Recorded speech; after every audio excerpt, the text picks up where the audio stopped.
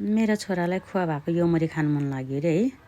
ल नि त म बनाइदिन्छु चाहिँ भने, तर मलाई कति अल्छी लागिरहेछ कि, अनि त्यही भएर मैले यो खुवा अनि 1 चम्ची चिनी हाल्दै यसरी बनाइदिएको कि।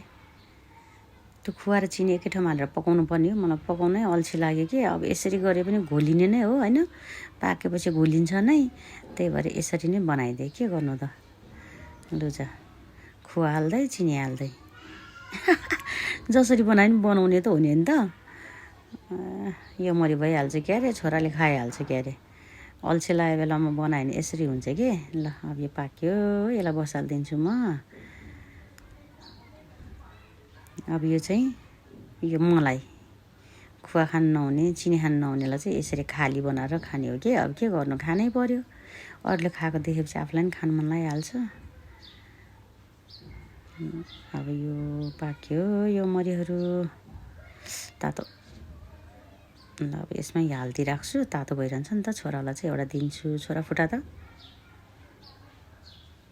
ल पग्लिहाल्यो त चिनी होइन, यति भएको त भइहाल्यो नि त।